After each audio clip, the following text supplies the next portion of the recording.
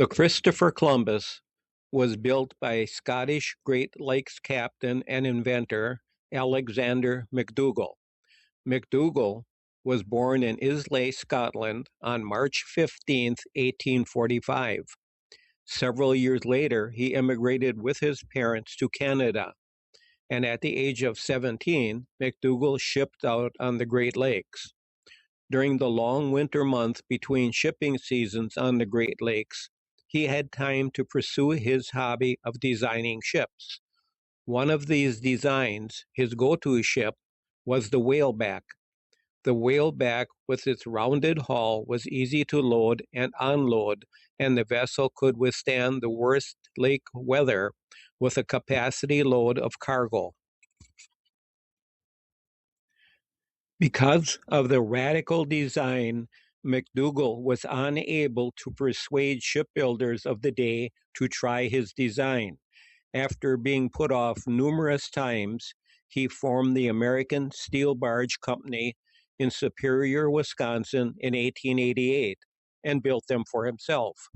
Between 1890 and 1893, he would build 15 whalebacks, and during his shipbuilding career, he built a total of 44 whalebacks, including the famous steamer Christopher Columbus, the only whaleback passenger carrier.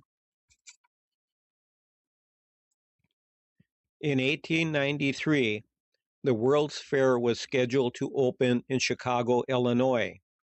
To expedite those attending the fair, the World's Fair Steamship Company ordered the construction of the Christopher Columbus at a cost of $360,000. The contract for the vessel was awarded to McDougall and was to be constructed at his American Steel Barge Company in Superior. The hull framing for the Columbus was completed on September 13, 1892, and included 9 bulkheads. The length was an incredible 362 feet with a 42-foot beam. Next, the hardware was added. That was the propeller, which measured 14 feet across, and the engines, 2 reciprocating triple expansion steam engines, and then 6 steel tubular return Scotch boilers. The vessel was launched on December 3, 1892, after which 2 superstructured decks were mounted on the 6 turrets along the center line of the hull. To say the least, the Christopher Columbus was one of a kind. Electric lights were used, and she was furnished with the latest in furniture and other design features, much like today's modern cruise ships. Her grand salon and skylighted promenade deck contained several fountains and a large aquarium filled with trout and other fish of the lakes. The cabins and public spaces were fitted out with oak paneling, velvet carpets, etched glass windows, and leather furniture. Shops and restaurants were provided for the passengers.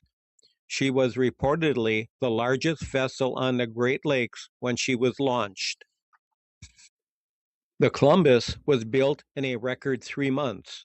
She was commissioned on May 13, 1893, with her first captain being John MacArthur.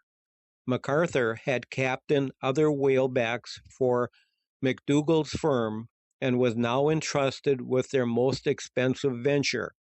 She was designed to carry an estimated capacity of 4,000 to 5,000 passengers, but it was reported that she carried 7,000 on her maiden voyage. The Columbus was expected to pick up passengers from the Chicago downtown dock and travel the 6 miles to the fairground in 20 minutes.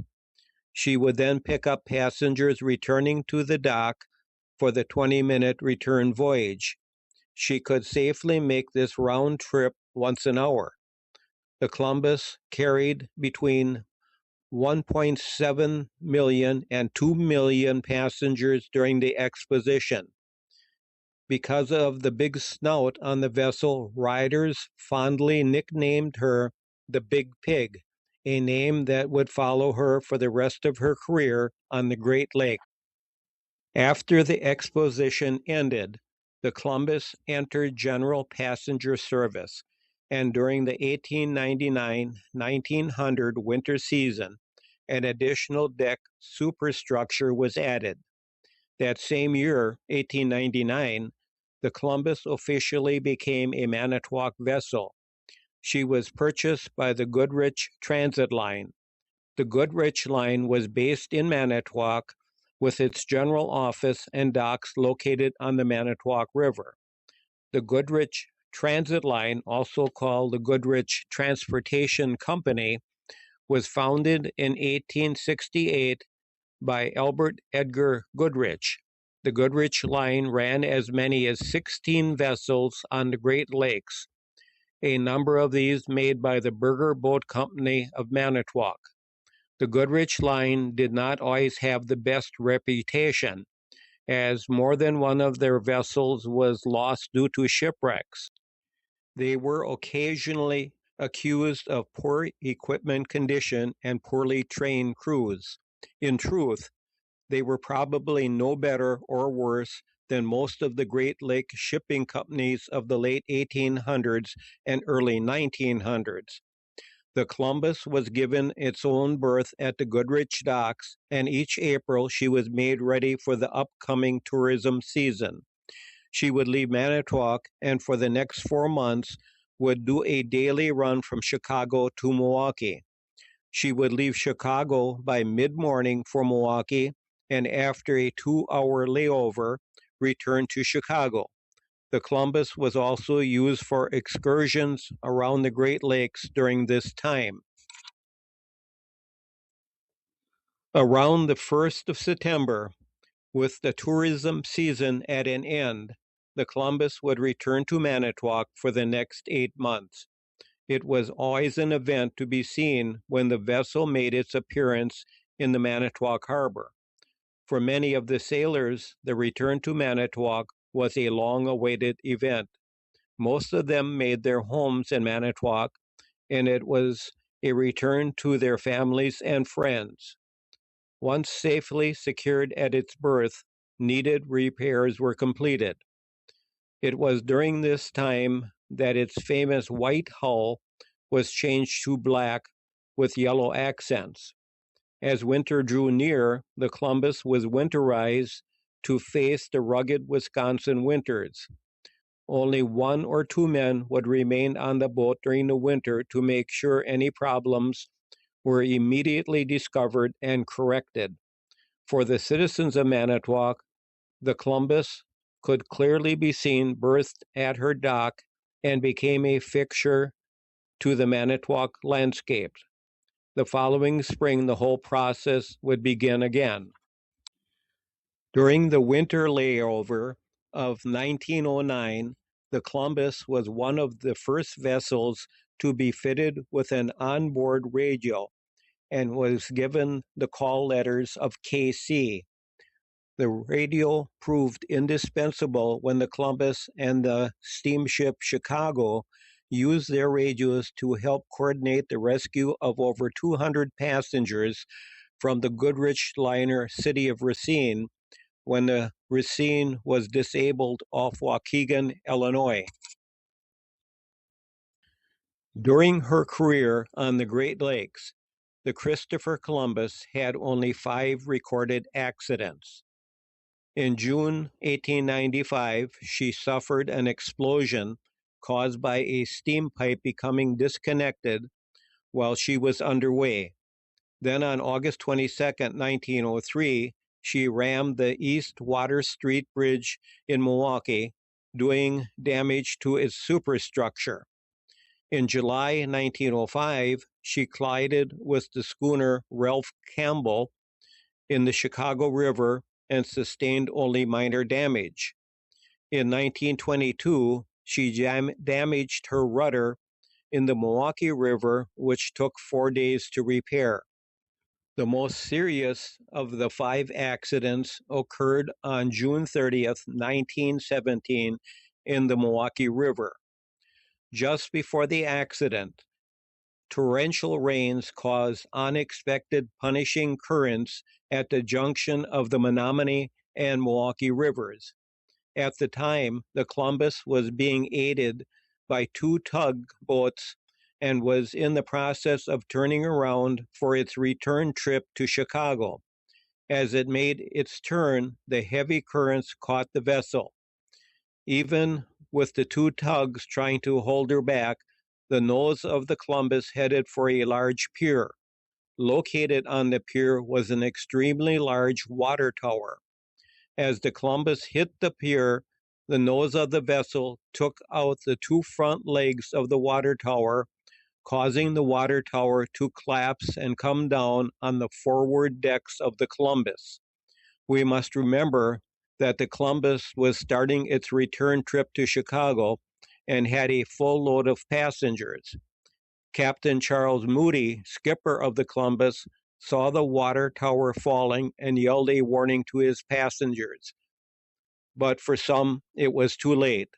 The water tower collapsed through the 3 forward decks of the Columbus, crushing passengers as it fell. This was bad enough, but then the water tower, which was filled with thousands of gallons of water, spilled out onto the deck, drowning passengers trapped in the wreckage. In the end, 16 passengers would lose their lives in the incident, with an additional 13 receiving serious injury. Within days, an investigation was conducted to see if any one or more individuals were at fault. Testimony was given by Captain Moody and the captains of the 2 tugs. In the end, it was decided that nothing could have been done to prevent the accident. In other words, it was an act of God that caused the heavy rains and unmanageable currents in the Milwaukee River. I'm sure that was very comforting to the families of the victims that lost their lives in the incident. The Christopher Columbus sustained serious damage, but was able to make its way under its own power to Manitowoc for repairs. The Columbus would not return to the waterways that summer, as it took most of what was left of the summer and fall to completely restore the vessel. Things were going well for the Goodrich Transit Line until the mid 1920s, when tourism on the Great Lakes began to slow. The Christopher Columbus, which had always been regarded as the company's money boat, was kept in tip-top shape with the latest equipment, furniture, and fixtures. But the company's other vessels were aging and were a constant drain on their revenue. The company began taking out loans on their vessels to cover these costs. This worked well until the Great Depression of 1929 hit the country. By 1930, shipping orders fell off and the tourism business had virtually come to an end. People no longer had the money to go on pleasure tours of the Great Lakes. At the end of the 1930 tourism season, the Columbus and a sister ship, the SS Carolina, made their annual trip to Manitowoc. Both vessels docked in their usual berth, but sadly they would never see the waters of the Great Lakes again. When 1931 tourism season came around, it was decided that the Goodrich Lines did not have the money to put the Columbus into service. That June, the First National Bank of Chicago asked a Milwaukee judge to start foreclosure proceedings against the Goodrich Lines. The Goodrich Company had taken out loans totaling $379,000 on the Columbus, the Carolina, the Arizona, and the Alabama, and could not make payments on the loans. While the vessels sat rusting in their berths, the court case dragged on for 3 years. Finally, in 1934, a government marshal was appointed to oversee the sale of the Columbus and the Carolina on bid. The auction took place in May, and to everybody's surprise, the Columbus that cost $360,000 to build received only a bid of $500. The government agent refused to sell the Columbus for a mere $500. The following year, he scheduled a section auction for December. John West of the Manitowoc Shipbuilding Company of Manitowoc was top bidder at $3,500. The government agent accepted the offer, and both the Columbus and the Carolina became the property of the shipbuilding company. Unfortunately, Manitowoc Shipbuilding did not buy the vessels to put them back on Great Lakes waterways. They purchased them for the purpose of cutting them up for scrap. Within weeks, in preparation for scrapping, the shipbuilding company began selling off items from both vessels.